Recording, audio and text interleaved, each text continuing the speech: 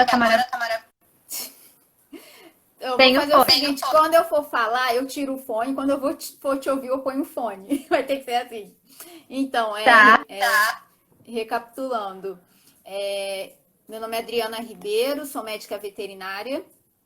Eu criei o perfil, o Laboratório Forense, em junho de 2020, né?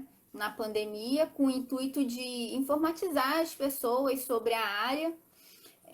Como eu sou médica veterinária, ainda infelizmente não é de conhecimento de muitas pessoas, né, que pode atuar sim como médica veterinária na área de ciências forenses. Então, foi mais com esse intuito que eu quis criar o canal, mas eu não esperava que tivesse uma proporção tão grande, no sentido de, a partir de alguns posts falando a respeito de como você atuar na área, ainda como graduando, é, você poderia futuramente atuar como profissional, não necessariamente fazendo concurso, né?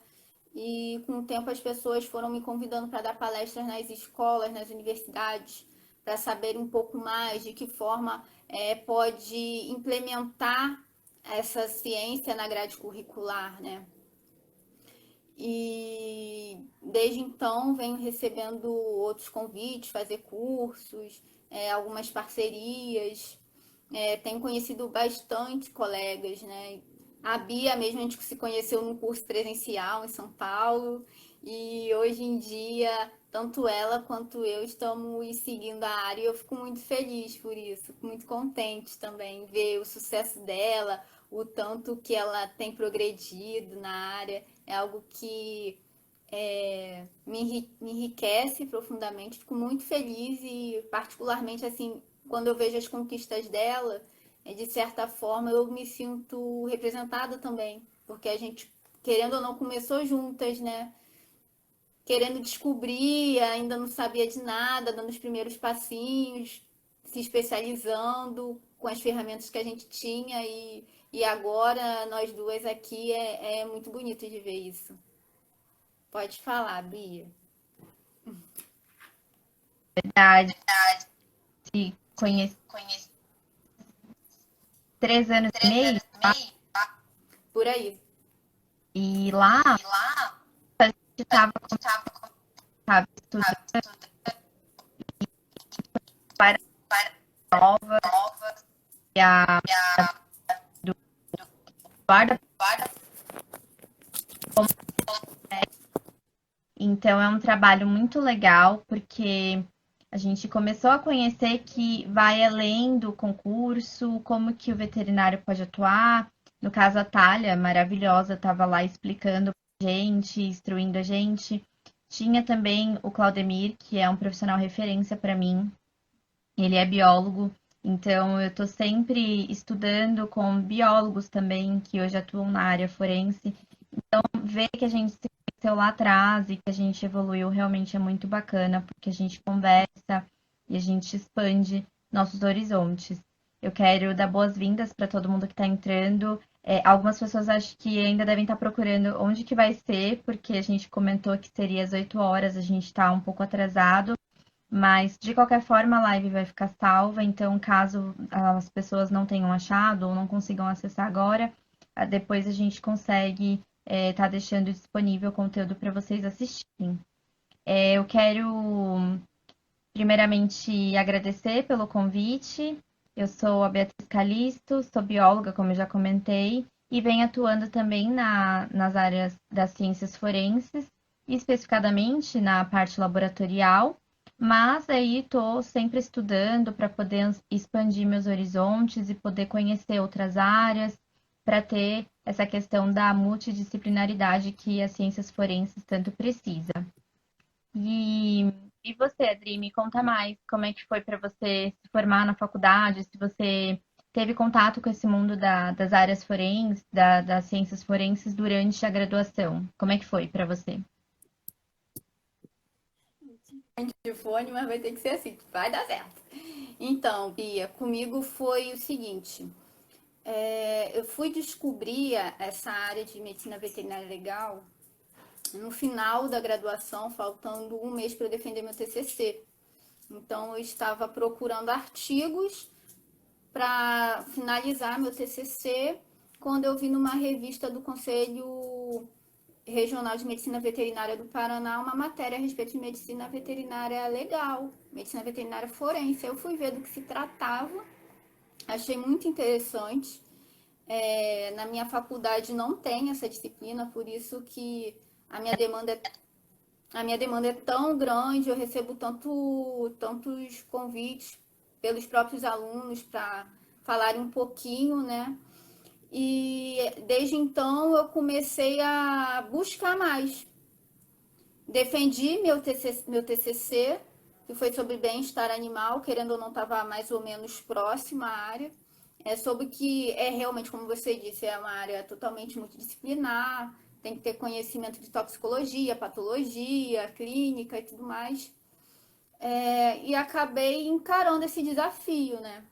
Colei grau, um professor de patologia, onde eu tinha feito o estágio obrigatório, ele gostou do meu desenvolvimento lá, né? Da minha participação, me convidou para fazer parte da equipe dele. Fiquei por quase um ano no laboratório com ele e, ao mesmo tempo, estava me preparando para a residência.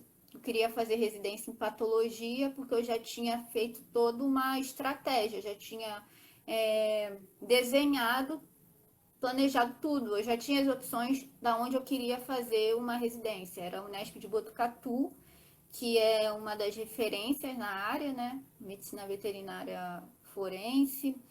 Tinha a USP também e tinha a UF, tem, né? E tem a Universidade Federal do Paraná. São instituições onde tem profissionais que são referências na área. Então eu busquei essas, né? Prestei concurso, tentei prestar até mestrado também, mas me foquei mais na residência, que residência é mais para a gente adquirir prática, né? Aí, se não me engano, eu prestei para 6 instituições, aí das 6 eu passei em 2. Uma foi a que eu me formei, que foi a UENF, que não tem nada de ciências forenses, não tem nada de medicina veterinária legal. Eu teria que começar ali do zero, implementar algo do zero, que é bem complicado. E a outra era a UF. E a UF já é conhecida porque tem profissionais que atuam na área. No caso, era a professora Elan Cardoso. Medi os prós e os contras e acabei optando pela UF. A UF, ela me proporcionou, no final, um estágio de vivência. Era como se fosse um estágio curricular, mas para pós-graduação, então eu podia fazer tanto a nível nacional quanto internacional, né? Tinha convênio com outras instituições. Então, no segundo ano da residência, eu fiz esse estágio de vivência lá na Unesp de Botucatu, né? E foi um sonho, fiquei um mês lá com a equipe, foi muito bom. Mas, assim, eu falei muito rápido, né? Que nesse meio tempo, dentro da residência, a gente se conheceu, eu estava na residência já. Acho que foi 2018 ou 2019 que a gente fez o curso. Foi Eu um dos dois. acho Eu estava no primeiro ano.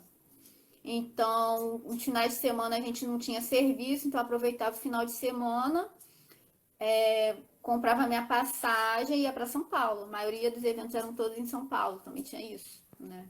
Então, eu tinha que me deslocar para São Paulo para me especializar fazendo os cursos da Forense Medvet. Aí eu fui conhecendo o pessoal lá. E foi assim, com o tempo, as pessoas viam como eu era muito participativa, gostava muito de interagir, isso de certa forma acabou atraindo os olhares de algumas dessas personalidades, algumas dessas referências na área, que proporcionou algumas portas que se abriram para mim. para mim. Aí é isso. Aí agora você fala um pouquinho, senão eu fico falando, não dá tempo de você falar. Aí durante o decorrer a gente vai falando o restante. Quando eu te conheci, em 2018, eu já estava formada, eu me formei no final de 2016. Mas assim, na faculdade eu não tive nenhuma disciplina que fizesse menção à parte forense, assim. Foi uma parte que eu senti muita falta. Eu lembro assim que no final alguns professores conversaram com a gente sobre quais eram as nossas perspectivas e que caminho que a gente iria seguir. E eu lembro remotamente que umas duas ou três pessoas falaram assim: ah, eu quero a área forense. E eu achava uma área muito interessante, mas nunca tinha me ocorrido como que eu poderia atuar nessa área. E a única experiência, a única oportunidade que eu tive de entrar em contato com a área, estando na graduação, foi em uma palestra durante a Semana da Biologia, que um professor que era da área de toxicologia, ele ministrou uma palestra e trouxe uma convidada que era uma perita criminal. E foi ali o primeiro contato que eu tive. Eu achei muito legal. Ela trouxe assim a realidade nua e crua, que falta essa questão de apoio, que é muito difícil, que não era um profissional que era muito conhecido. Tanto é que assim, a perícia criminal no Brasil foi ficar mais falada, mais conhecida depois do caso da Isabela. Claro, tiveram outros que o papel da perícia foi importante, mas o caso da Isabela Nardoni, ele trouxe uma visibilidade para a perícia muito grande. Tá me ouvindo bem, Adri? Só para eu confirmar. Então, assim, em meados, eu não me lembro que ano que foi o que aconteceu com a Isabela, mas foi ali que começou a engatinhar para as pessoas conhecerem o que que era a perícia criminal, quem eram esses profissionais que estavam sempre atrás das cortinas, ninguém sabia o que que era isso. Eu sempre assisti CSI, mas é muito diferente. Então, quando essa profissional veio até a universidade, foi o máximo de contato que eu tive. Eu achei muito interessante, mas não teve nenhum respaldo da universidade para falar, olha, você pode trilhar por esse caminho aqui, você pode atuar dessa forma. Então, eu fui descobrindo isso depois da universidade, sozinha. Então, foi um caminho que eu fui trilhando, fui descobrindo e, e assim, realmente a gente vai vendo que tem muitos percalços e quando a gente consegue chegar num local que a gente entende que tem um lugar que as pessoas podem procurar, universidades, né? Tem ali assim, um local que as pessoas podem procurar onde estudar, que é o Instagram hoje, as redes sociais, elas estão ajudando muito as pessoas buscarem os cursos, se atualizar. Os próprios peritos criminais estão inclusos no Instagram, então eles trazem muito conteúdo. Então eu acho que essa dinamização da informação está sendo muito importante. O trabalho que você vem desenvolvendo com o laboratório forense está sendo incrível, então parabéns pela iniciativa. Sabe o que você precisar, conta comigo. E é isso. Eu me formei e não tive contato nenhum com a área. Depois que eu fui começando a conhecer, fiz vários cursos rápidos de um dia, 2 dias, e aí eu fui entrando na área, te conheci. E foi ali que eu comecei a entender que ia além do concurso público para ser perito, enfim.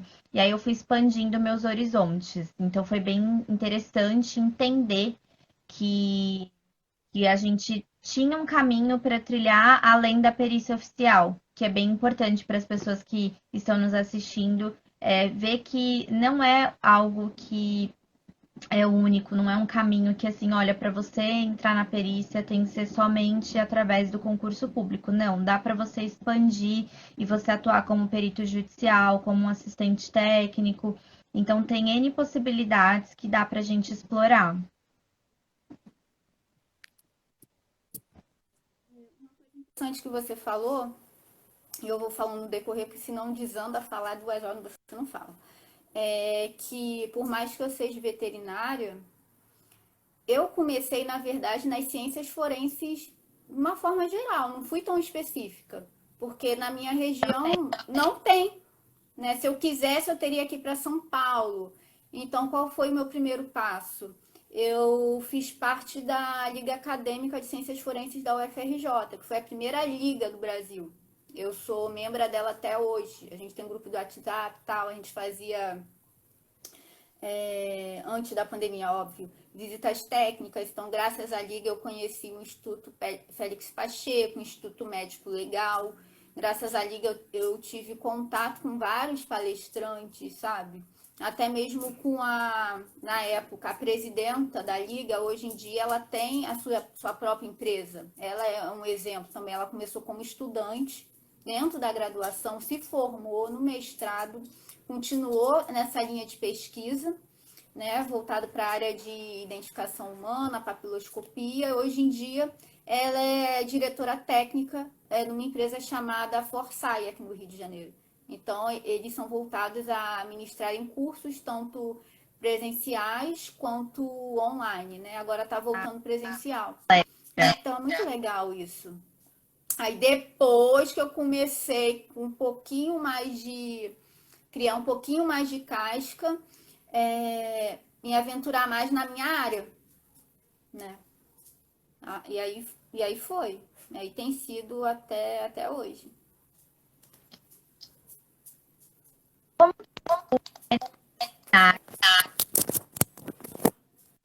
que o médico veterinário ele pode atuar na área da perícia?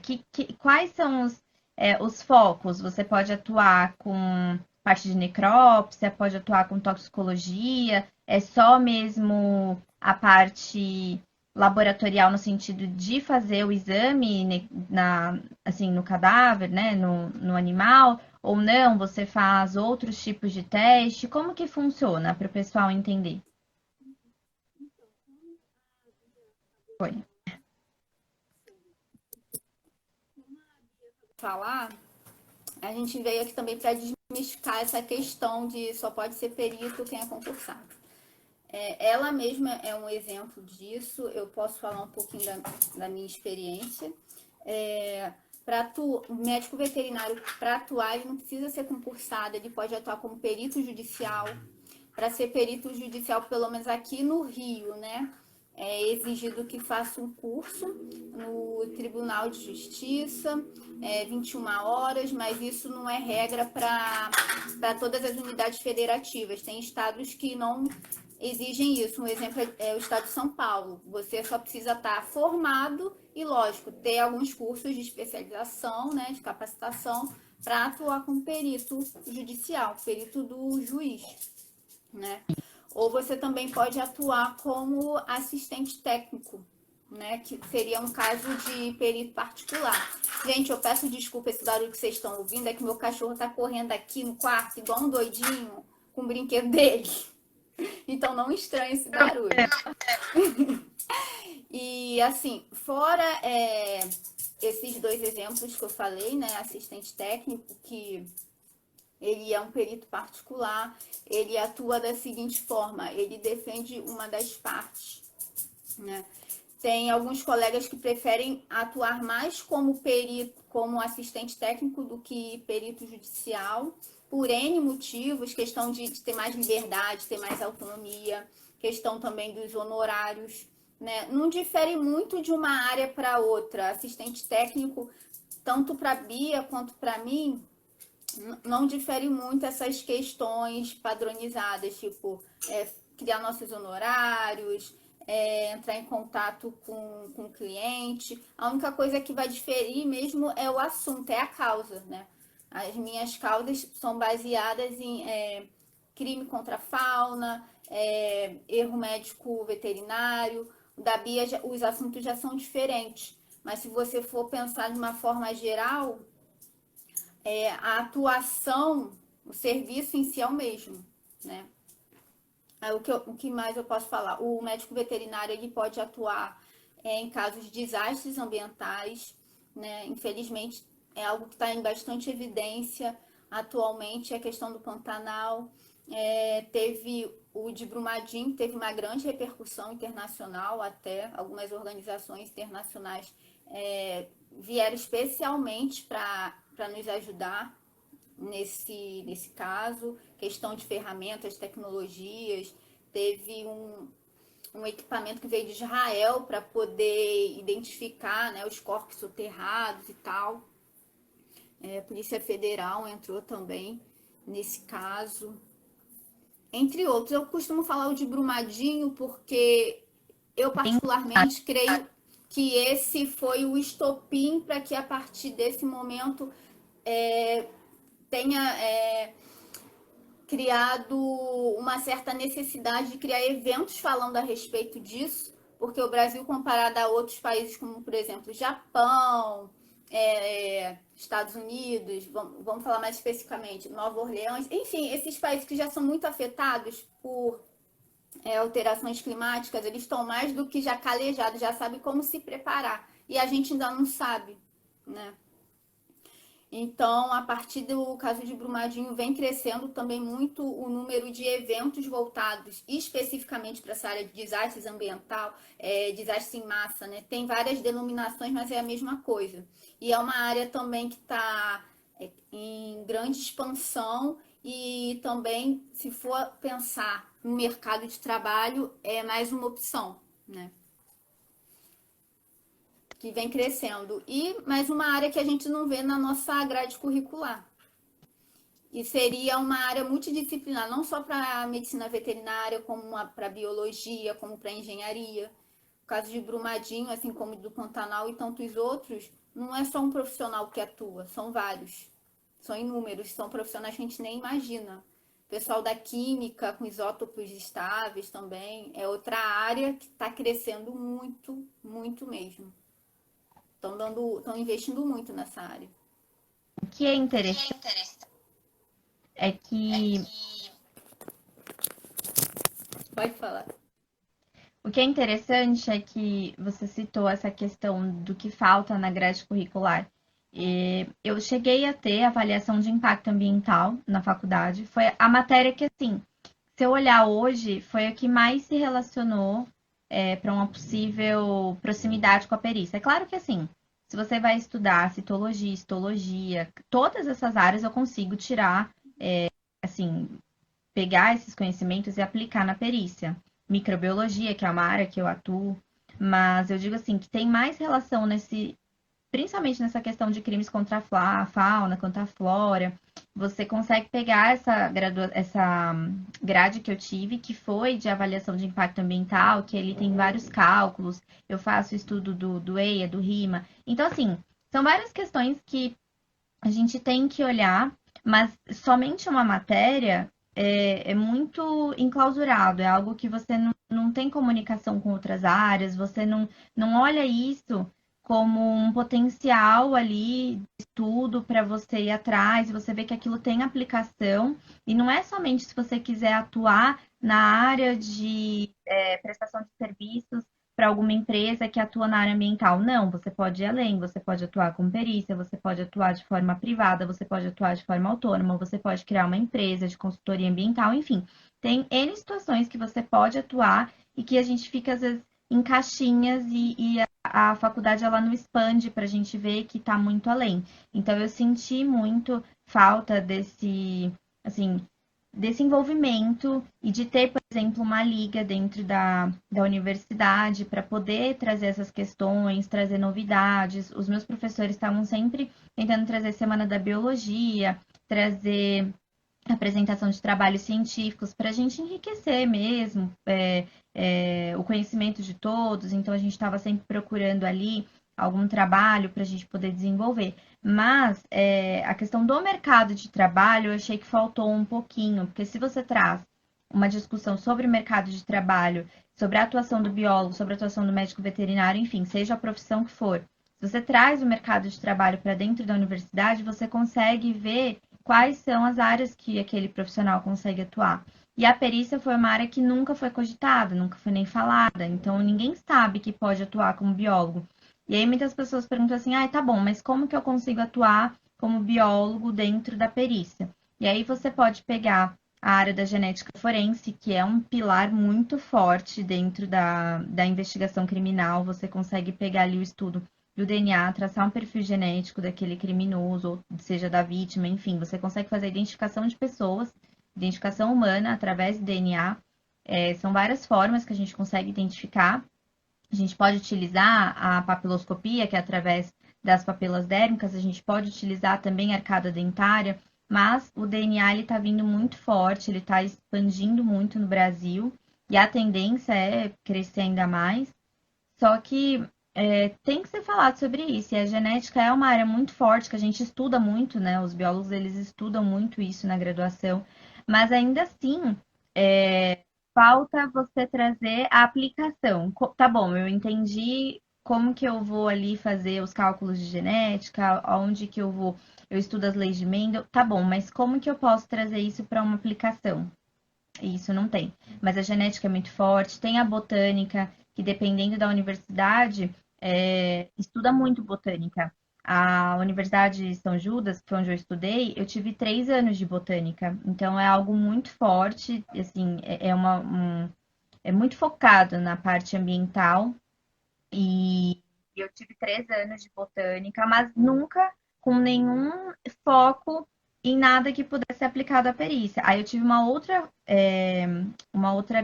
grade que foi a avaliação de impacto ambiental. Ali sim eu vi que tinha algo que eu poderia entrar no mercado e atuar, mas é sempre tudo muito assim, que o aluno ele vai descobrindo. Aí tem depois da botânica, tem palinologia, que eu consigo também trazer para o estudo dentro da perícia, e microbiologia, hematologia. Então, assim, são várias matérias que o biólogo consegue estar atuando dentro da perícia. Local de crime, se ele tiver a pretensão, porque como a gente vai estar mexendo com vestígios biológicos a todo instante, a gente tem que ter esse cuidado. Mas caso você não seja biólogo ou médico veterinário, você pode atuar no local de crime porque você vai, se for concursado, você vai fazer uma academia de polícia, que ali eles vão te passar todos os cuidados, como que você procede dentro do local de crime, para você conseguir estar atuando. Só que é claro que quem é da área da saúde já tem ali uma facilidade muito grande nessa parte de vestígios biológicos, porque consegue entender e ter outra visão nessa questão de contaminação, como que funciona, porque tem todo um aparato que você precisa entender sobre os micro-organismos que estão envolvidos, como que eu, assim, tenho que usar um EPI, qual a importância de você usar um EPI, por que que você tem que coletar de um jeito ou de outro determinadas substâncias, determinados vestígios, porque senão eu posso contaminar. Enfim, então são várias questões que eu acho que tem que ser trazido à tona, outras matérias poderiam agregar isso na universidade e é muito importante a gente estar entendendo como que o biólogo pode atuar, mas de diversas maneiras. Eu já recebi algumas perguntas sobre isso, mas a gente fala um pouquinho mais para frente. Fala um pouquinho, Adri, dessa parte da medicina veterinária, como que você consegue enxergar o trabalho de fato. É também muito superficial, vou dar uma aprofundada a mais, né? De como o veterinário pode atuar. Então, assim como a Bia falou, na nossa área também pode atuar identificando espécies animais, seja por meio da anatomia comparada, banco de ossos, pelos, já fiz um curso de identificação de espécies por pelos, então identifiquei um puma através do pelo dele, através de uma técnica muito bacana, muito legal. Coletar um material genético, assim como a Bia mesmo falou, avaliação de lesões em animais também, uma forma de poder fazer identificação. É algo que a gente utiliza também no exame de corpo de delito. Eu já falei dos processos judiciais. Uma outra área também que a gente pode atuar é analisando medicamentos de uso veterinário para ser legalizado, na parte de importação e exportação de animais vivos, é algo que tem sido de bastante protesto, né? Essa questão da carga viva, a questão do bem-estar daqueles animais, é algo que tem bastante relevância, influência, mas infelizmente não tem chegado a um número tão grande de pessoas quanto a gente imagina, quanto a gente gostaria que tivesse. Quem tem mais propriedade para falar sobre esse assunto, infelizmente ainda são só pessoas realmente voltadas na área, né? A gente gostaria que se expandisse mais. E dando continuidade, né, transportes marítimos também, aéreos, rodoviários. Se não me engano, eu vi recentemente uma matéria, não lembro se foi girafa, algum animal assim, de um zoológico para o outro, usou um um Boeing, alguma coisa assim, deu uma grande repercussão também pela forma que foi feito, sabe? Então, são coisas que normalmente a gente não ouve no noticiário, não é algo de comum acesso para a população, né? Só quem é realmente da área que tem acesso a esse tipo de coisa. Aí, o que mais eu posso falar? Exposições agropecuárias também, o médico veterinário pode atuar, né? Prezando mais uma vez pelo bem-estar desses animais, sempre detectando fraude. Teve um caso de uma colega nossa, que ela é até a atual presidente da Associação Brasileira de Medicina Veterinária Legal, onde ela fez parte de uma exposição como fiscal, né? E lá foi detectado que tinha algumas ovelhas, né? Detectaram que usaram substância botulínica na anca da ovelha para ficar bem redondinha, né? Porque aquelas exposições agropecuárias, igual as exposições também tem de cães e tal. Então, esse era com ovelhas, aí a substância botulínica deixava bem redondinha ali. Imagina a dor que aquele animal não sentiu, né? Então, coisas desse tipo, é dessa forma que nós médicos veterinários também podemos atuar. Não apenas na parte de clínica e cirurgia. De forma alguma eu estou menosprezando ou diminuindo, até mesmo porque eu atuei por um ano na área de clínica, né? E me agregou muito nessa área de perícia veterinária, né? Parte relacionada à documentação, prontuário, casos de maus tratos que chegaram lá, coisas que eu via até então só na teoria, ali eu pude observar muito na prática, né?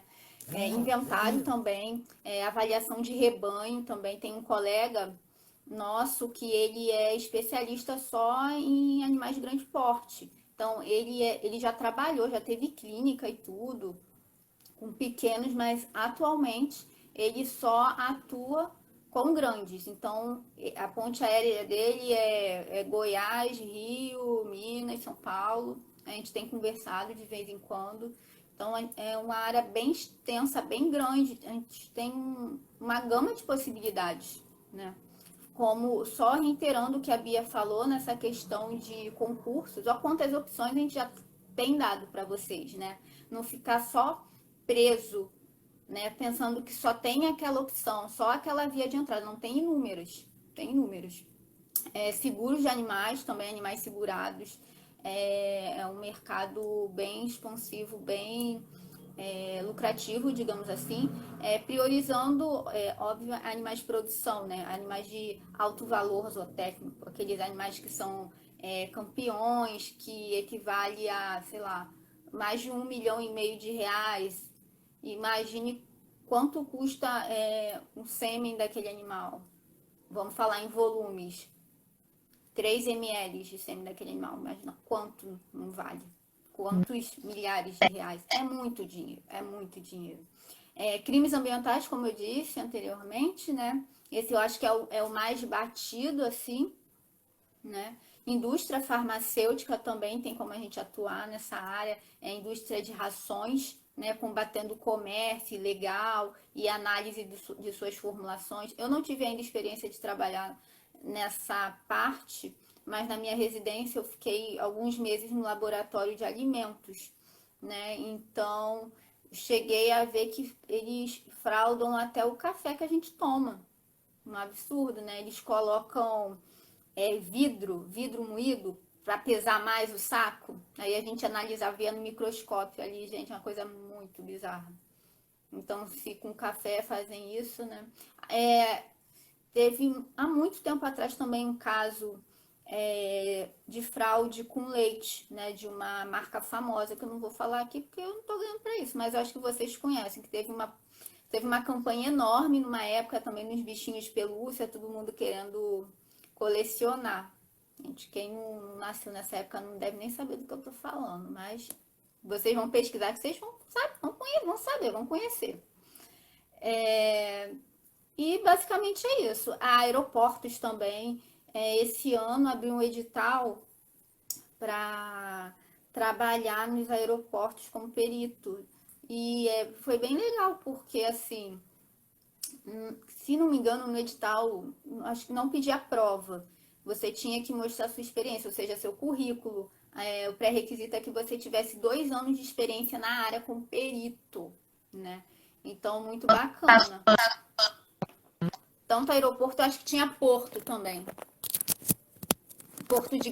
Ando com a técnica, se você está atuando como assistente técnico, 2 anos, 3 anos, já é uma forma de você demonstrar essa experiência, né? Você não precisa ser concursado, mas se você tem o conhecimento, você tem ali a graduação, você tem uma pós, você tem expertise na área, já trabalhou com outros peritos, você consegue mostrar e você não precisa nem passar pelo processo seletivo através de prova, né? Vai ser através de uma entrevista e da comprovação da sua expertise. Isso é muito legal. Eu não tinha noção.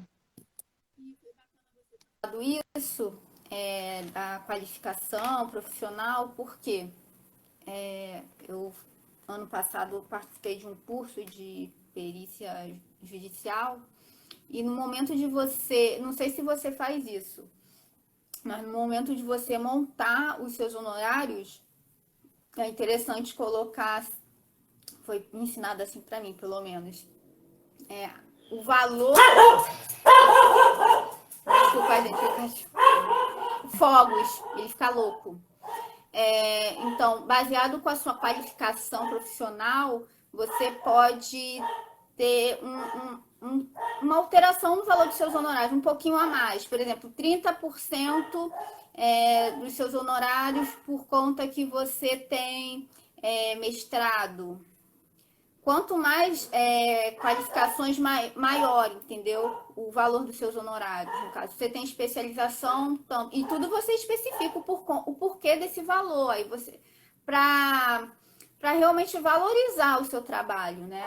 Ah, eu cobrei esse valor porque eu fiz 2 anos de residência, 2 anos de mestrado, 4 anos de doutorado, Mas é 4 difícil. de pós-doc, eu fiz doutorado no exterior, entendeu? Eu não sabia disso. Após eu ter feito esse curso, que eu soube isso, eu achei muito interessante, muito legal. Porque dependendo do caso que a gente pega, a indenização, às vezes o que a gente cobra é bem maior do que a indenização, o juiz não vai aceitar e vai pedir para baixar, né? Ou Eu ia tem falar outros, isso, ou tem outros casos em que nem se enquadra assim, ainda assim a pessoa quer que abaixe, mas não, tá compatível, tem como, e é por conta disso, disso, disso. Eu falo por experiência de colegas que já falaram, eu dei meus honorários, fulano não aceitou, foi fazer com outro que cobrou menos, e depois se arrependeu e veio falar comigo de novo. Uma colega já falou isso, entendeu? E também tem aqueles casos, né? A pessoa quando pede, qual é o nome? Assistência gratuita. Aconteceu comigo recentemente. A pessoa foi, falou que queria, eu pedi a documentação toda, ela não entendeu muito bem, fui lá e expliquei para ela maravilhosamente bem o que faz um perito, ela não sabia nada, eu expliquei o que fazia, o perito e tal. Aí tá, ela me mandou pela nuvem 500 mil documentos. Aí eu fui lá, dei uma olhada, passei para ela o valor base, né? Aí ela tinha dito assim para mim que infelizmente não ia poder, porque ela já tinha me falado que já teve tido um gasto enorme com o animal dela, que ela já tinha gasto 20 mil reais de empréstimo no banco. Aí, gente, você imagina, qual é o banco que vai liberar 20 mil reais para uma pessoa se ela não tem, se liberou porque ela tem condições? E eu cobrei bem menos do que 20 mil. Aí, enfim, aí ela falou assim no final, em nenhum momento eu tô desvalorizando o seu serviço, não sei o que, não sei o que ela. Enfim, eu sei que ela acabou não querendo que eu fizesse para ela. E ainda teve a pachorra de me dizer que ia entrar por justiça gratuita. Eu falei, gente, se eu fosse esse juiz, eu não ia. Eu não sei como ela ia conseguir isso. Por que eu tô dizendo isso? Porque a pessoa me falou isso, que teve que pedir um empréstimo para o banco liberou para ela 20 mil. O banco não vai liberar 20 mil para qualquer pessoa se a pessoa não der alguma garantia para ele. É. O animal dela foi tratado em clínicas na zona sul do Rio de Janeiro. Então eu fiquei me questionando, gente, como esse juiz vai dar assistência gratuita? Eu fico me perguntando, mas eu não posso ir para esse lado porque não me compete. Mas é algo meu. Eu fico me perguntando, gente, se eu fosse a juíza, eu ia fazer um CSI na vida da mulher? Não, não pode, não vou aceitar. Mas enfim, vamos voltar pro assunto. Mas são coisas que a gente eu acho importante a gente relatar, porque nem tudo é glória. Foi o que eu coloquei aqui nos comentários. Quem vê as séries acha que é glamour. Não é glamour, a gente tá aqui na frente da tela falando com vocês, tem muito trabalho por trás, né? E muita gente não sabe disso. Muita gente às vezes fala que é sorte, não é. Né? A gente já teve que abrir mão de muita coisa, já levou muito não. Eu levo um não até hoje, nem por isso eu baixo a cabeça. Eu continuo minha vida e eu aprendo muito com os nãos. Né? Os nãos me enriquece muito. Se você quiser falar alguma coisa, Bia, fica à vontade. Tem duas perguntas aqui nos comentários. E eu vou começar pela primeira. Perguntou qual o caminho a seguir quando se torna, como vai atuar como assistente técnico ou perito judicial. Fazendo uma recapitulação bem simples, bem rápida, para as pessoas entenderem que tem basicamente três, ou vamos colocar quatro tipos de peritos hoje. Nós temos o perito criminal, que é aquele que é concursado, geralmente é ligado a uma instituição policial, então pode ser a polícia técnico-científica ou a polícia civil. E aí, assim, tem que fazer o processo seletivo da prova, aí tem a prova, várias etapas, né? Aí tem a prova discursiva, a prova objetiva, tem a prova oral, tem a prova prática, enfim, tem várias etapas que você tem que olhar através do edital. Então, cada estado tem o seu edital, então você tem que ler, porque é todo o regulamento daquele concurso público. Então, passando na prova, você assume e aí você entra para atuar como perito criminal. Agora, se você for atuar como o. Eu já respondo essa pergunta. Se você for atuar como perito judicial, você não precisa concurso público, você vai entrar no site do Tribunal de Justiça e você vai fazer o seu cadastro. E você fazendo o seu cadastro, você faz de acordo com o que o Estado ele está ali prevendo. Então, por exemplo, no Estado do Rio de Janeiro, você precisa fazer o curso, como a Adri comentou. Em São Paulo, não. Em São Paulo, eu fiz um curso como perito judicial, mas por fora, não é do Tribunal de Justiça. Eu até procurei saber se tinha, porque eu acho interessante, né? Se o próprio Tribunal de Justiça está propondo um curso como aquele, eu acho que seria interessante os peritos conseguirem fazer, porque eles vão trazer informações diferenciadas, mas não tinha. Então, eu fiz por fora. Mas caso eu não quisesse fazer esse curso, mesmo assim eu conseguiria atuar, porque o Tribunal de Justiça ele só exige que você seja formado na área, que você tenha especialização e expertise naquilo que você vai colocar, que você vai atuar como perícia. Só que é importante você ter um curso de perito judicial, por quê? Você vai ter que entrar no sistema, você vai ter que fazer um certificado digital para você conseguir adentrar no estágio. Então, são uma série de questões que você precisa entender antes de você adentrar no mundo da perícia judicial. E se você simplesmente faz seu cadastro e quer começar a atuar, você vai ter muita dor de cabeça para você conseguir entender todos esses processos e atuar. Fora que tem essa questão de petição, tem que elaborar documentos jurídicos, né? Então você tem que ter uma linguagem mais formal. Então, assim, é bem interessante que você pesquise e faça algum curso na área de perícia judicial antes de atuar. Aí nós temos o perito ad hoc. O que é o perito ad hoc? De uma forma bem simplificada. Quando você não tem um perito criminal no local, só que precisa fazer uma perícia, porque toda infração que deixar vestígios precisa do exame do corpo de delito. Então, você vai ter que fazer um exame, né? Então, tem áreas que são mais afastadas e você não tem ali um núcleo de perícias ali próximo. E aí você precisa do quê? De um perito ali. Só que não tem. E às vezes até deslocar de um outro local para lá vai demorar várias horas e ali é aquilo. Quanto mais tempo passa, os vestígios vão se perdendo e você pode colocar em risco que aquela situação seja resolvida, porque até uma equipe de perícia chegar no local não vai dar certo. Então, o que, que a autoridade policial ela tem a capacidade e ela pode fazer? Ela pode nomear duas pessoas idôneas e que tenham capacidade técnica para poder desenvolver aquela perícia no local. Então, ela vai ser nomeada a perícia para aquele caso. Aí ela vai ter as mesmas responsabilidades de um perito criminal concursado, ela vai fazer todo o trabalho dela e depois que ela terminar aquele caso, ela não é mais perita. E tem o último caso, que é o assistente técnico, que foi o que vocês perguntaram nos comentários, como é que funciona para atuar?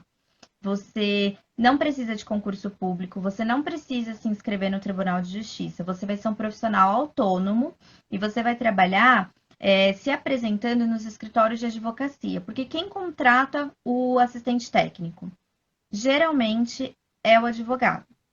As partes, elas até sabem que existe o perito particular, mas é muito difícil da parte ter a consciência de que ela precisa custear ali uma perícia. Então, é importante que quem tenha a pretensão de atuar com a parte da assistência técnica se capacite. Então, não é porque você não vai estar cadastrado no Tribunal de Justiça, não é porque você não vai estar concursado, que você vai deixar de ter capacidade técnica. Não, você tem que ter o ensino superior completo, você tem que ter uma pós-graduação ou alguma especialização, enfim, que você consiga garantir que você tenha o conhecimento para você prestar aquele serviço. Ótimo, você já tem toda a qualificação técnica, você vai emitir ali, você vai elaborar um currículo ou uma apresentação sua, você vai levar nos escritórios de advocacia e você vai se apresentar. Falar assim, olha, eu sou perito na área de biologia forense, eu atuo na área tal, tal, tal, tal. Então, assim, estou aqui apresentando os meus trabalhos. Se vocês precisarem, a gente pode fazer aí uma reunião para eu explicar melhor como é que funciona. Então, você tem que entender das leis que vão reger ali a sua profissão, como que funciona para você emitir um parecer técnico, já é algo diferente. Então, o perito oficial e o perito judicial vai emitir um laudo pericial. O assistente técnico vai emitir um parecer técnico. Então, são nomenclaturas que você tem que saber na hora que você está usando com o seu cliente. E você tem que saber, principalmente, argumentar para o seu advogado que o seu trabalho não é desvalorizado. Porque tem muitos advogados que olham e você cobra ali um honorário R$ 5.000. Fala, não, imagina, R$ 10.000. Não, imagina, eu não vou pagar isso. Não vou pedir para o meu cliente pagar R$ 10.000 para um perito fazer umas perguntas. Porque às vezes o assistente técnico ele é contratado não é para fazer a perícia, é para ele simplesmente formular quesitos. E aí já teve casos de me pedirem um orçamento. Não, eu não vou pagar R$ 5.000 para você fazer umas perguntas para mim. Aí eu falei, então, só que não é simplesmente uma pergunta, é que eu vou estar elaborando o quê? Eles vão estar sobre a minha... Pode falar. Você disse que, tipo, R$ 5.000 não... porque a gente é da área, tipo, para mim é o valor ainda base. Na veterinária, a base pela BMVL é 4.000. É 4.000. Entendeu? E são outros questionamentos que eu faço, tipo, eu fico imaginando quanto o advogado dessa pessoa vai cobrar para ela, porque o advogado ela vai querer pagar e a gente não vai querer pagar, né? E a gente tem que sempre saber trabalhar em equipe, né? O que eu tô querendo dizer com isso? A gente não pode ver o advogado como inimigo. Eu falo isso porque tem crescido muito o número de advogados animalistas, sabe, voltados a essa parte de direito animal, que eles já têm visto, né, que tem aberto um mercado para eles que até então era inexplorado. Hoje em dia tem. Eu trabalho numa empresa de e-commerce e uma das minhas colegas, ela divide a guarda do cachorro dela. Ela divide a guarda, ou seja, teve alguma intermediação ali judicial. Coisa que antigamente a gente só via o quê? Guarda de filho. Filho bípede, filho humano. Hoje não, é filho peludo, tem guarda. Você tem que... como que é? não é pensão. Eles dizem que não tem pensão, mas era como se fosse uma pensão também. Tem que arcar com despesa médica veterinária, alimentação do animal, entendeu? E querendo ou não, a gente tem que sim andar junto com eles, não. Eu penso assim, mas eu sei que aí, infelizmente, ainda existe alguns advogados que não pensam assim. Eu já ouvi relatos de advogado querer fazer o trabalho da gente, de assistente técnico, e perde o caso, simplesmente, porque ele não tem o conhecimento técnico. Você vê pelos quesitos que são feitos, gente, vergonhoso. Você olha assim, gente, você vê que a pessoa não tem nenhum embasamento técnico, não tem conhecimento da área. Eles são da área de humanos, a gente é da área biológica. O que a gente faz é traduzir o nosso conhecimento para o juiz poder entender e o juiz dar o veredito. Porque só quem decide ali é o juiz, a gente não faz isso. A gente é apenas uma ferramenta ali para auxiliá-lo, entendeu? Só que ainda, infelizmente, existe, né, essa questão. Eu acho importante a gente falar para vocês também, para não achar que é só rosas, que vai dar tudo certo de primeira. Não vai. Vai ter alguns percalços, infelizmente. Faz parte.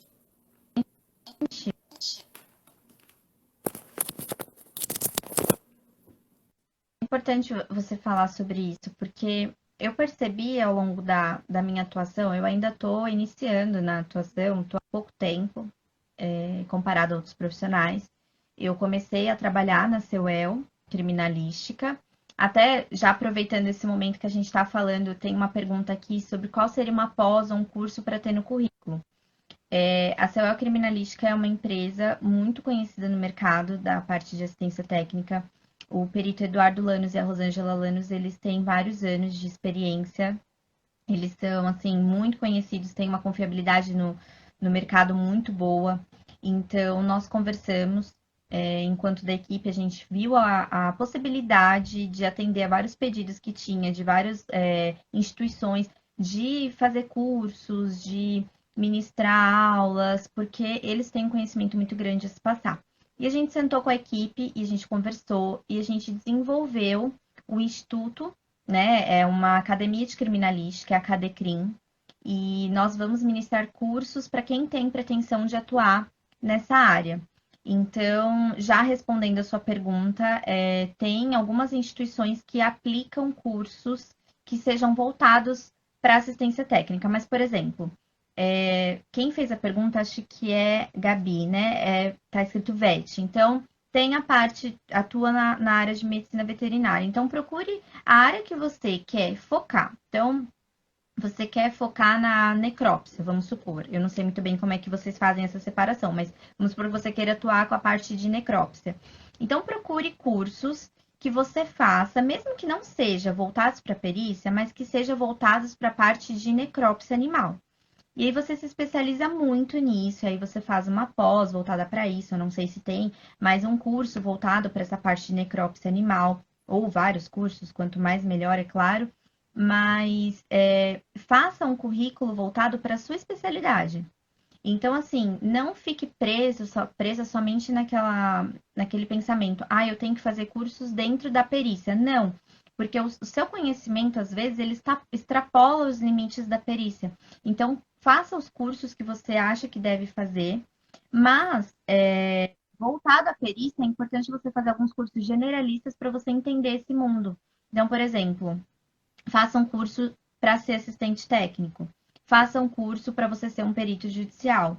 Para você entender, fora todas as áreas que tem dentro da medicina veterinária, como que funciona essa parte de processo, como que funciona o inquérito policial, como que funciona o andamento processual, que você tem que elaborar, se você estiver atuando como perito judicial, você tem que elaborar uma petição, que é um documento formal, que o juiz e todas as partes do processo vão ter acesso.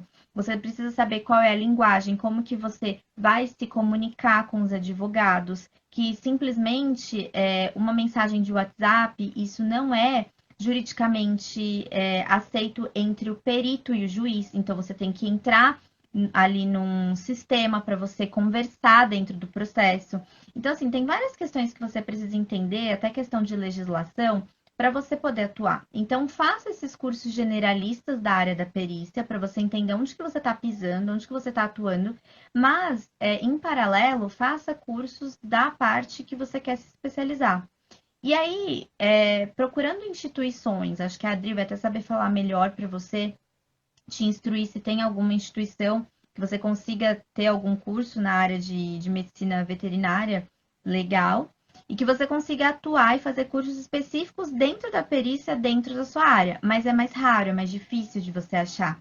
Então, faça esse paralelo entre o generalista da perícia e a sua parte específica dentro da medicina veterinária, porque daí você consegue juntar os dois. Foi assim que eu fiz, mas agora está crescendo muito essa parte de instituições que estão criando cursos mais específicos, só que ainda é muito difícil você achar no Brasil.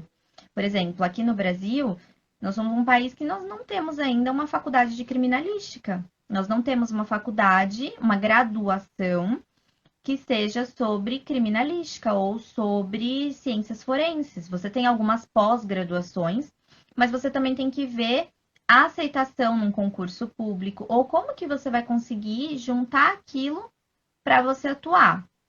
E a questão que você perguntou naquela outra pergunta sobre os honorários vai depender. Foi aquilo que a Adri falou. Depende da sua especialização, de se você está no começo da carreira, se você já tem uma certa experiência, porque no começo, por mais que você tenha um valor base, muitas vezes para você ter experiência, para você conseguir outros casos, você abaixa esse valor, porque você precisa também ter ali um portfólio para você mostrar para os advogados. É claro, tudo de uma forma muito sigilosa, mas se você tem alguns casos que você já emitiu um documento, um parecer técnico para um cliente, você consegue ter um modelo que aí, quando você for se apresentar no escritório de advocacia, você leva aquele modelo e fala assim: olha, são casos que eu já atuei, então, assim, eu tenho experiência na área, procura outras pessoas que estão atuando na área dentro da medicina veterinária para te instruir como que isso pode ser feito. E a questão de valores vai depender de cada profissional, mas geralmente tem profissionais que utilizam valores base que são colocados no conselho regional. Então, você consegue utilizar eles como base, mas aí vai depender de cada profissional. Tem profissional que cobra por hora, tem profissional que cobra por exame. Você tem que colocar todas as custas que você vai ter, inclusive de transporte, alimentação, tudo que você vai ter de custas para efetuar aquele exame e também o tempo que você vai ter que se dedicar para você emitir aquele seu laudo, porque você vai ter que dar a resposta daquela sua perícia. E muitas vezes o exame é até feito de uma forma rápida, mas quando você vai ter que redigir aquilo com uma linguagem clara para o advogado entender, para as partes entenderem, para o juiz entender, você tem que ter uma linguagem simples, porém técnica. Então é algo importante de você também trabalhar isso. E outro ponto que a Adri falou há um tempinho atrás, que é importante a gente falar novamente, é que os peritos não são adversários do advogado. Nós não somos. De ninguém, nem do juiz, nem do perito criminal. Então, por exemplo, o assistente técnico é uma figura que ele trabalha paralelo ao perito criminal. Por quê? Porque o assistente técnico ele vai ser contratado pelas partes para ele olhar aquele processo e ver se houve alguma falha da perícia. Então, por exemplo, houve um crime que foi colocado como um feminicídio. Só que o cliente, ele fala, não, eu sou inocente, foi um suicídio. E aí, a perícia emite um laudo que é negativo, assim, tem aspectos negativos para o cliente. E ele fala que ele é inocente. Então, o que o advogado vai fazer? Ele precisa de uma nova perícia, ele precisa de um novo olhar técnico. Ele contrata um assistente técnico que seja especialista, que atue nessa área de crimes contra a vida, e ele vai contratar a perícia. Mas não é porque ele contratou o perito particular, o assistente técnico, que significa que vai ser favorável para ele. É o que eu falo para os meus clientes. Eu estou aqui como perita para me desmistificar o que aconteceu e fazer exames técnicos científicos que corroborem com a verdade. Então, se você estiver pagando para mim, para eu falar que você está errado, eu vou falar. E não é que eu estou errado, eu não tenho o poder de dizer você está errado, você é culpado, você é inocente. Mas no meu exame, se eu fizer um exame e eu ver que tudo aquilo que a perícia oficial fez está correto, vai ser isso que eu vou expedir no meu exame. Então é importante você tirar esse pensamento de que porque é um perito particular, de que ele é contratado para dar um laudo favorável ao cliente. Não. Ele vai ser contratado para fazer um novo exame, ver o que de fato aconteceu e a partir dessa nova perícia, ele vai analisar o laudo do perito criminal oficial, mas ele também vai fazer a perícia dele. E a partir da perícia dele, ele vai emitir um documento que vai dizer, olha, concordo com a perícia que foi realizada ou não, olha, tem essa falha, poderia ter sido dessa forma, não foi feito esse exame que deveria ter sido feito. E aí você pode ter um novo desfecho para o caso. Como o Eduardo e a Rosângela, que eu comentei deles agora há pouco, acabam atuando em vários casos que eles absolvem várias pessoas que já estão condenadas, eles soltam por quê essas pessoas? Ai, porque tá soltando bandido, como às vezes a gente escuta. Não, a gente viu que houve uma falha processual, houve uma falha técnica e o assistente técnico ele foi contratado. Ele viu que tinha uma falha muito grande, que foi feita uma injustiça e ele emitiu um parecer técnico, científico, de que aquela falha prejudicou o cliente. E aí, quando o juiz viu aquilo, o advogado viu aquilo, a promotoria viu aquilo, não tinha mais o porquê manter a custódia. E aí a pessoa foi absolvida e foi solta. Então é um trabalho que você precisa estar ali bem em parceria com os advogados, porque senão a sua porta de entrada no mercado de trabalho enquanto assistente técnico vai ficar um pouco mais difícil. Então você precisa ter essa comunicação. Quer falar alguma coisa, Adri? Falei bastante agora. Acho que o cachorro vai latir, tá soltando fogos aqui. Não, mas eu achei ótimo você ter falado, Bia, porque você tem mais experiência do que eu nessa área. Então, ninguém melhor do que você para falar. Eu só vou voltar um pouquinho na parte da Gabi, que ela estava perguntando de curso de pós e tal. Independente do curso, que realmente o que você falou é fato. Tem crescido muito o número de cursos oriundos de universidades. Tem criado, sim, é verdade.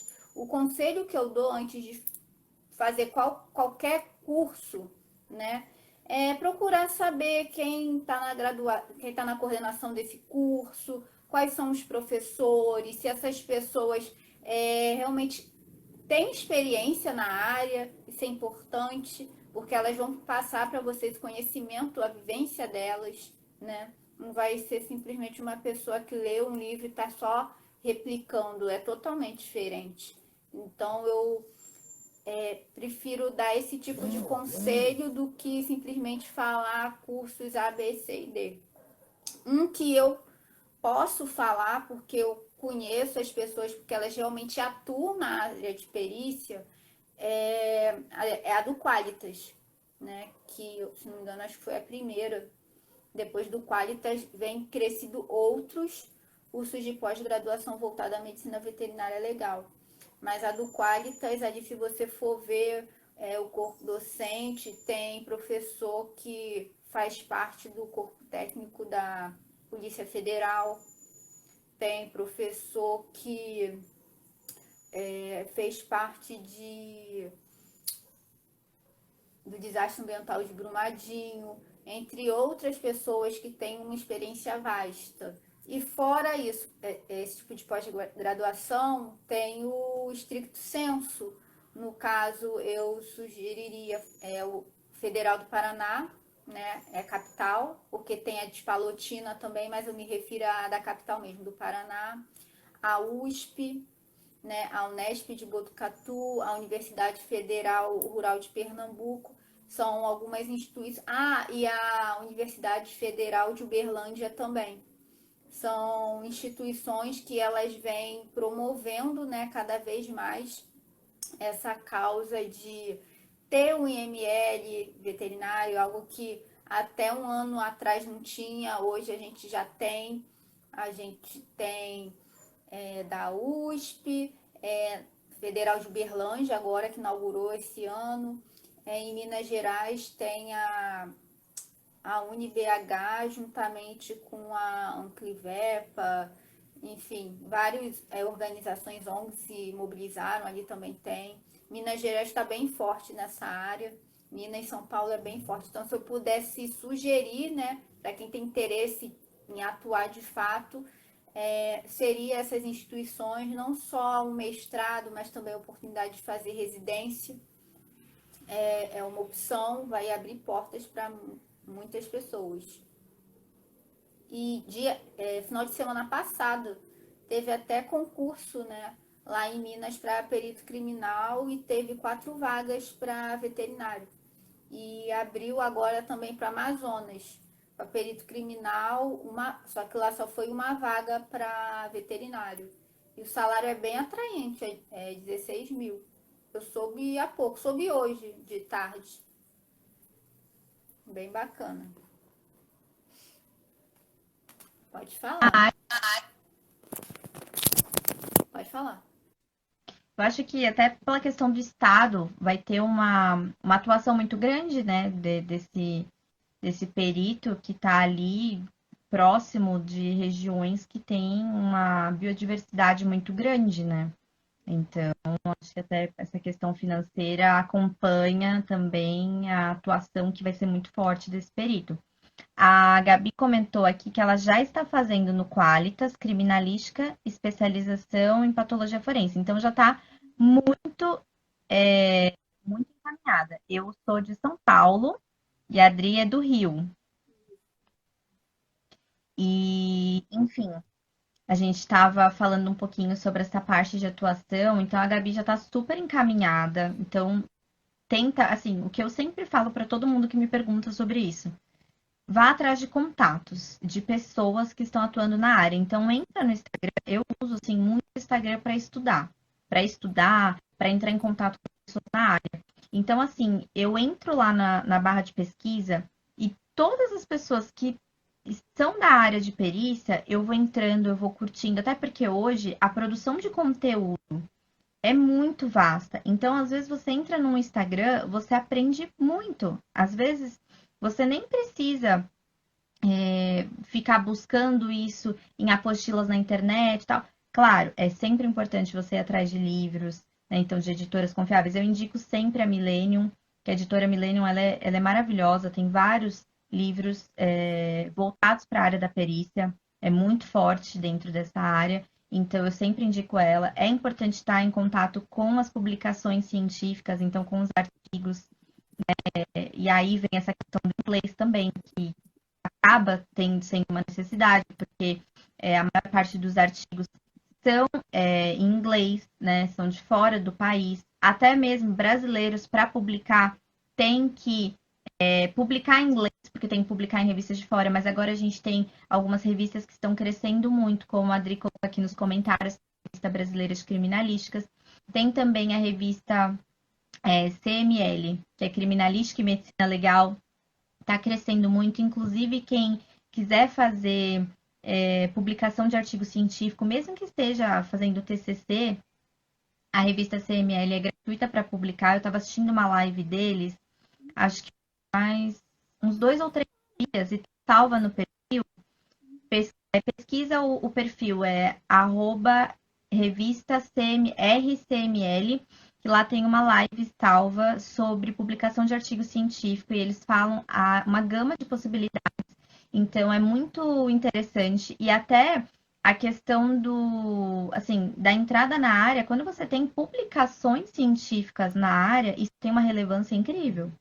E para quem quer prestar concurso público, pós-graduação, mestrado, doutorado, publicações de artigos científicos contam pontuação, então já é algo que, assim, na etapa de o termo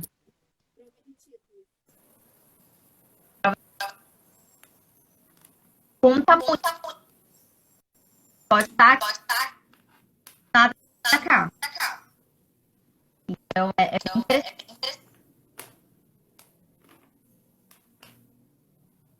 Obrigada.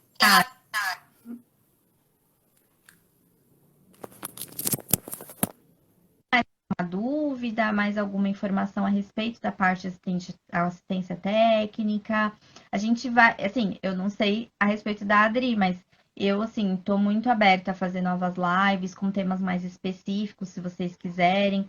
Eu acho que é muito importante a gente trazer esses assuntos, conversar, assim, na realidade, como que funciona para atuar, porque tem muitas pessoas que glamorizam essa área, acha que é muito fácil, é muito bacana, é muito assim. Ah, eu vou fazer um cursinho, porque às vezes eu escuto. Vou fazer um cursinho e eu vou atuar como perito, gente.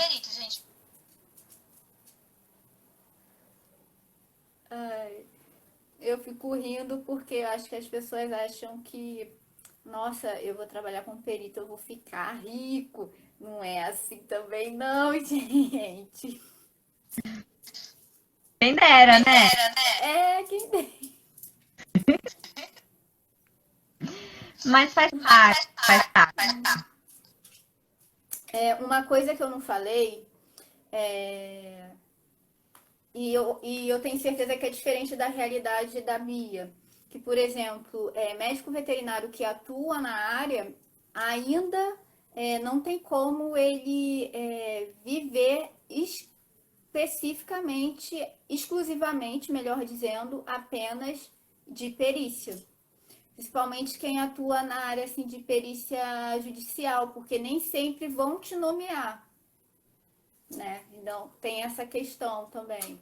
Talvez como assistente técnico não seja assim, né? Mas para quem está começando, sugiro que comece aceitando assistência gratuita, porque aí com o tempo também o juiz, ele gostando do seu trabalho, do seu desempenho, ele vai te nomear mais vezes, né? Mas eu falo isso também por relato de colegas meus que já têm anos de experiência. Quem sou eu na fila do pão? Começando agora, né? Tô engatinhando ainda. Então, muitos deles têm outra atividade, né? Paralela, atuam como peritos, atuam como assistentes técnicos, mas eles têm uma outra ocupação. Ou são clínicos, ou são cirurgiões, enfim. Né? Eu não sei, eu creio que não seja o caso da Bia, mas a realidade da medicina veterinária, pelo menos, é assim até mesmo, porque como eu disse no início, muitas pessoas não conhecem. Quando ouve dizer o que perícia veterinária, isso existe, ainda vem com estranheza. Já vi pessoas muito conhecidas, até famosas, fazendo live com convidados, né, veterinários, e estavam conhecendo pela primeira vez. Eles não tinham conhecimento ainda, entendeu? Então, creio que por isso também a gente ainda não tem como, de fato, viver em prol apenas da perícia veterinária. Sempre tem que ter um outro meio de pagar suas contas, enfim, de viver sua vida. Ainda não. Por mais que tenha crescido, né, com o tempo, o número de processos por erro médico veterinário, ainda assim a gente sente a carência de cada vez mais profissionais na área, porque tem muito processo e tem pouco profissional ainda atuando.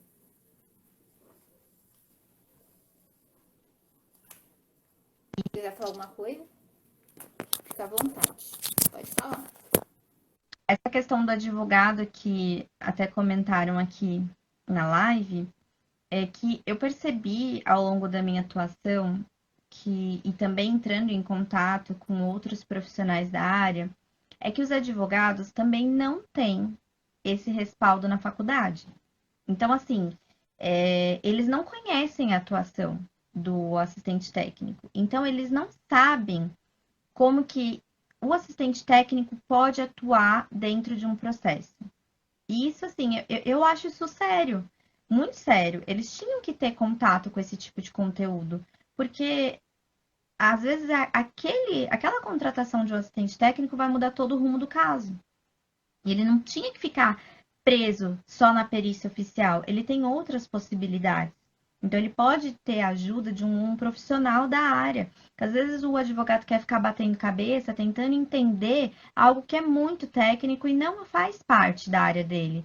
Então, é muito importante levar esse conhecimento para os advogados. Então, o que a Cadecrim e a CEUEL têm feito é procurar instituições, universidades que têm o curso de direito para poder ministrar palestras falando do papel e da atuação do assistente técnico dentro do processo. Porque daí, aqueles futuros advogados, eles já vão sair da universidade com a cabeça de que eu tenho um profissional que vai me respaldar. E entender também qual é a atuação e de que tem a importância e que não é só valor, não é valor agregado, não é para deixar o seu trabalho mais caro, não. É para você ter um desfecho diferente. Se você pegar um assistente técnico que seja bem instruído, bem qualificado, você consegue agregar muito, né? Então, os advogados que fazem parceria com assistentes técnicos têm assim, é muito legal, porque tem uma troca muito interessante. E quem vai atuar com perícia judicial vai esbarrar hora ou outra numa uma perícia gratuita. E assim, é muito interessante para você ter a questão da experiência. Então, se você tiver a opção e a possibilidade de fazer, faça. Porque por mais que você não vai estar recebendo praticamente nada, você recebe uma taxa muito pequena. Aqui em São Paulo, se não me engano, tá 386. Eu não recordo. Tá Ah, 400 e pouco. Agora não lembro. No Ceará é 300. eu acho que Assistência gratuita.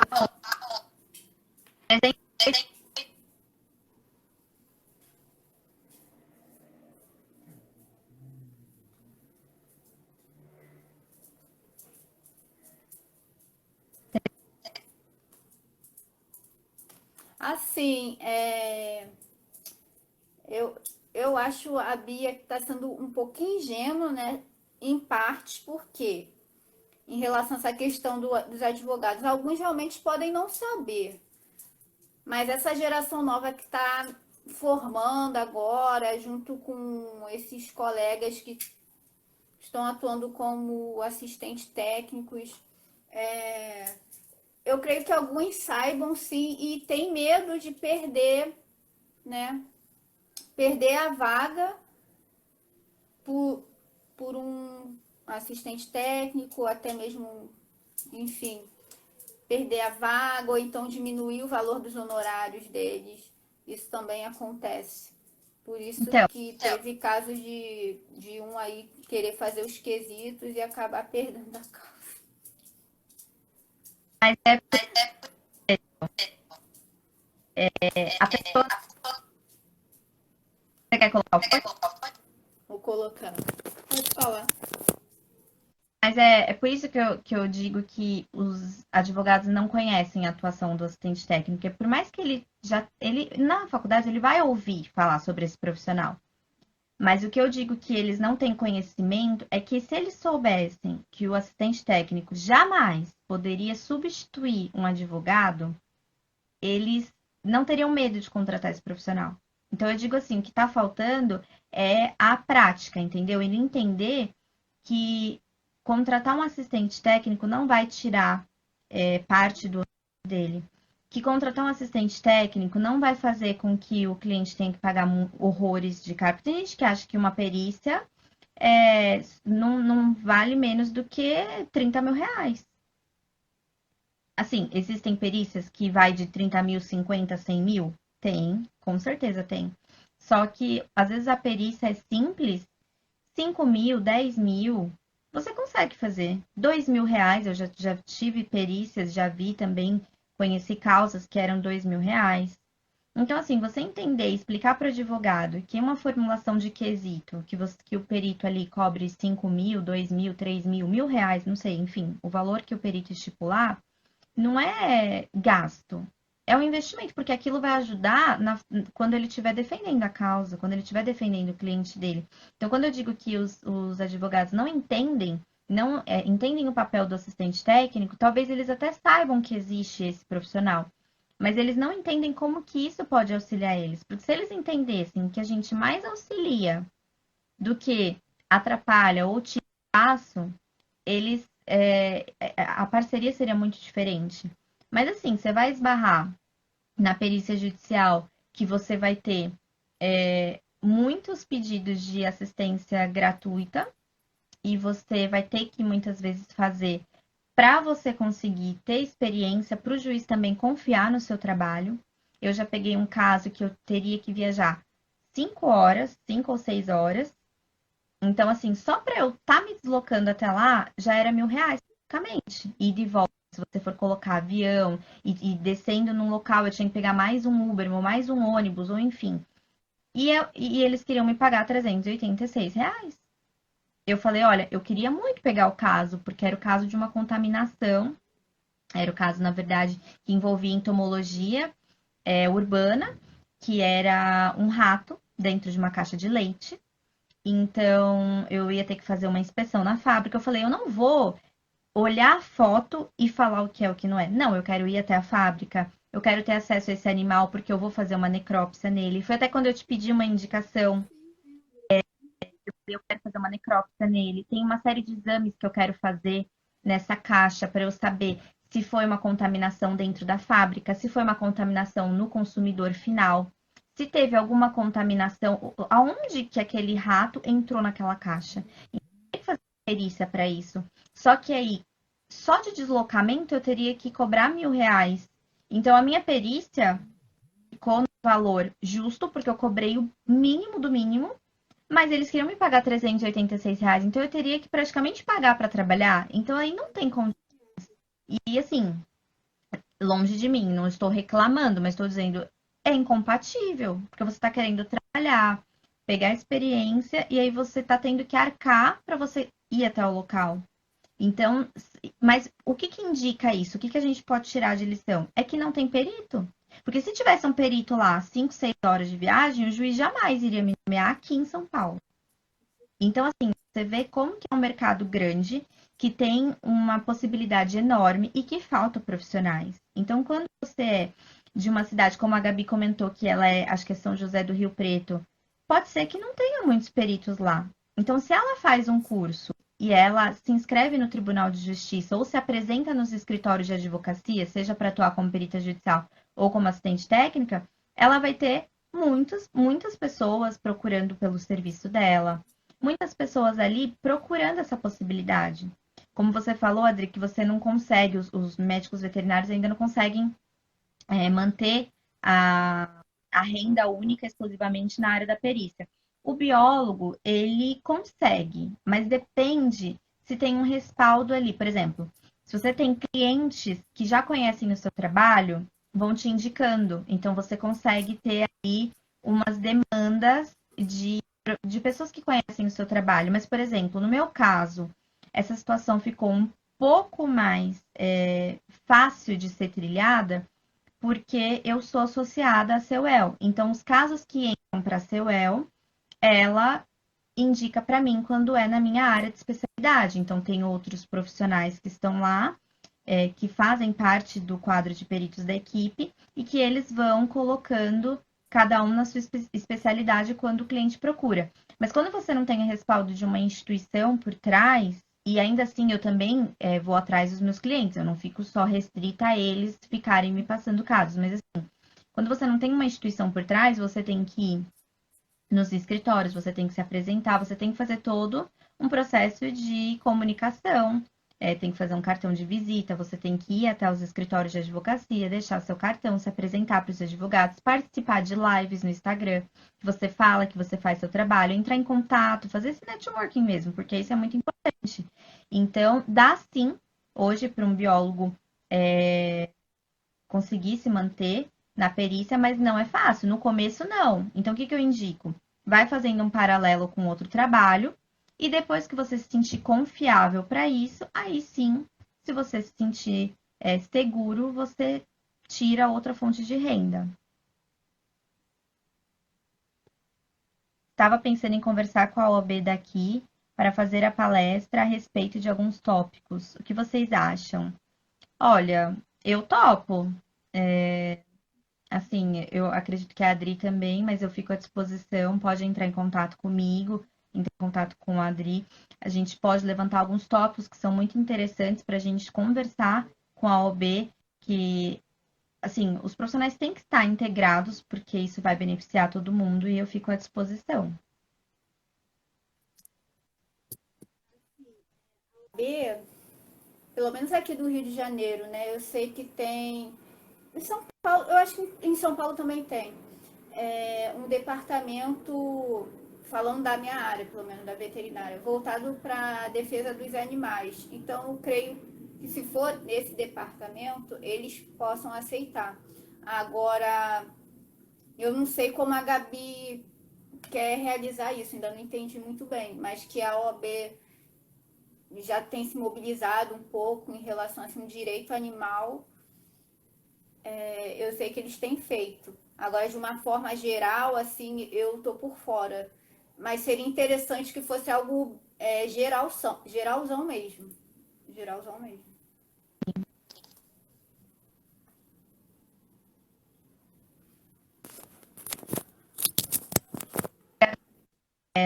Ver o que que você está pensando, qual que é a sua proposta, como que isso funcionaria, onde que você, se seria uma palestra online, seria presencial, como que isso funcionaria, e manda a proposta para a gente. E assim, da minha parte eu fico à disposição, então me fala o que que você precisaria da área da biologia, ou se seria na área da assistência técnica no geral, e aí a gente consegue elaborar algo bem bacana. Na área de maus tratos, aí seria na área da Adri também, né?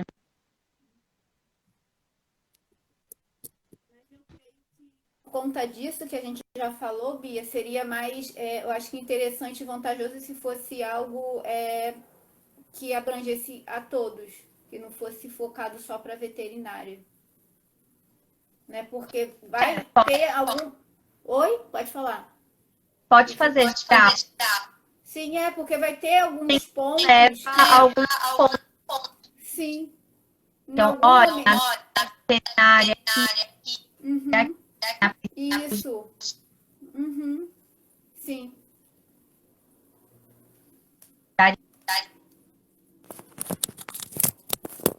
daria a gente fazer. Bom, da minha parte, eu, assim, acho super interessante essa iniciativa e o que precisar pode contar comigo. Adri, acho que agora a gente não tem mais nenhuma pergunta. Você quer falar mais alguma coisa a respeito da área, ou da live, ou enfim, do que a gente veio trazer hoje para o pessoal? Da minha parte, eu acho que eu consegui falar o que a gente tinha combinado. Se eu não conseguir falar, é bom que deixe um gostinho de quero mais para uma próxima. Gostaria de agradecer por esse momento, a minha primeira live, né? Já tem um ano que o laboratório forense existe, eu nunca tinha feito live, já fiz palestras online diferentes. Agradeço por ter sido com você, Bia, alguém que eu conheço, que começou, querendo ou não, junto comigo, a gente caminhando juntas.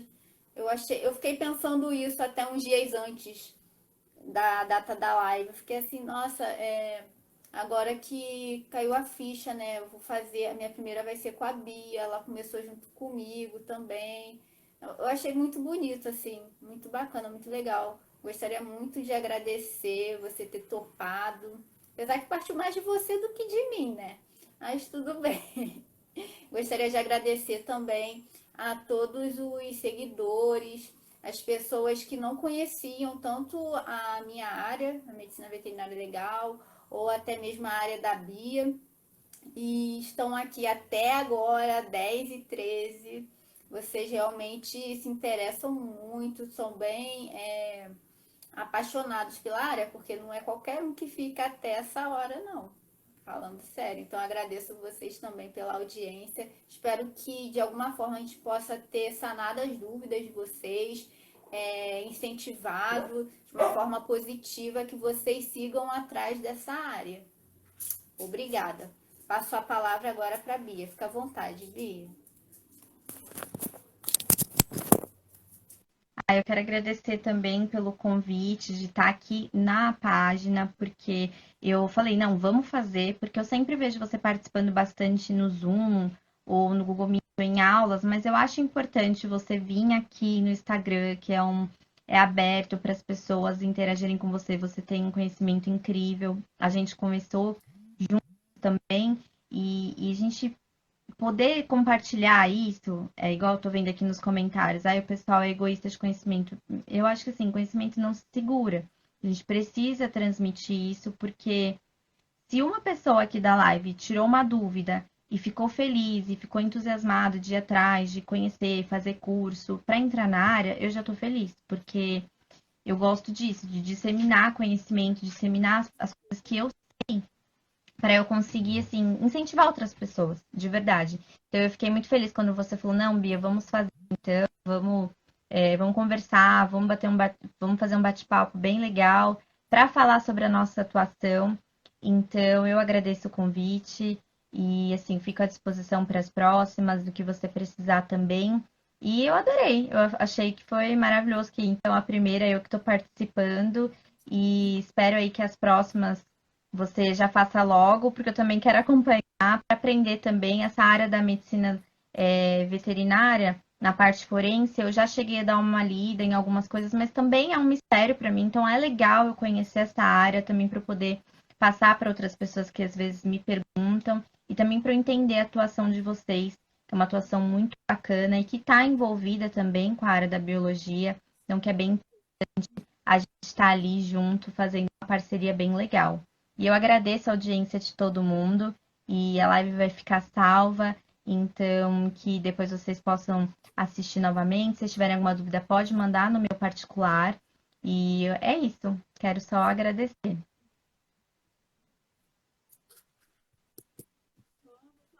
Coisinha que eu lembrei agora, se você quiser opinar depois, Bia, você pode opinar. É que nas palestras que eu ministro, eu observo uma audiência muito grande da parte feminina. Não sei se é porque medicina veterinária atualmente é majoritariamente feminina, mas assim, nas ciências forenses eu também cheguei a notar um favoritismo, né, feminino ao invés do masculino. Você quer comentar alguma coisa em relação a isso ou não?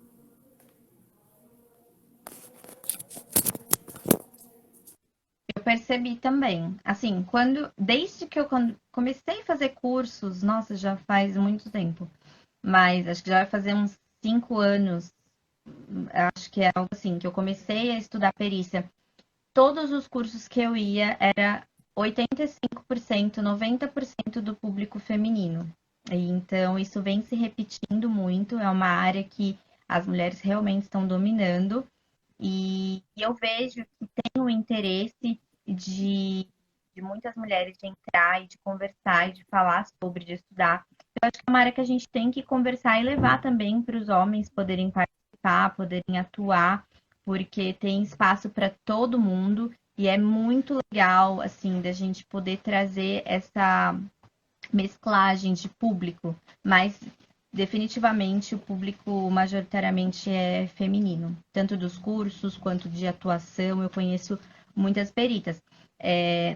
Para o público mais antigo, assim, não estou dizendo da nossa área, o que está começando agora, tem vários peritos criminais que eu sigo e era majoritariamente masculino, mas de uns anos para cá eu acho que está tendo uma mudança muito grande nesse cenário. E a respeito do estágio, na parte de perícia em si, para atuar na perícia, dentro da CEUEL não tem ainda esse campo de atuação, tá? Mas, assim, às vezes para acompanhar um perito ou outro, pode ser que você consiga entrar em contato. Se você tiver alguma dúvida, você pode mandar para mim também, que a gente pode conversar, dependendo do que você precisar, do que você quiser. A gente pode ver alguma indicação, alguma possibilidade, tá? Mas é isso, de estágio eu não conheço muito. Eu sei que no CIEE tem a opção, às vezes, de fazer estágio dentro da polícia científica, mas é raro, e então tem que ficar bem ligadinho para não perder a oportunidade. E é isso. Eu quero agradecer e deixar meu boa noite para todo mundo. Também gostaria de agradecer a todos. Mais uma vez, obrigada pela audiência. Eu acho que a gente já pode encerrar, né, Bia? Porque senão a gente vai judiar muito deles. Pode. Você também é uma pessoa muito ocupada, tem muitas atribuições, está muito atribulada. Não quero tomar mais o seu tempo. Mais uma vez, obrigada. De coração mesmo. Obrigada. Tchau, boa Tchau, gente. noite. Até a próxima.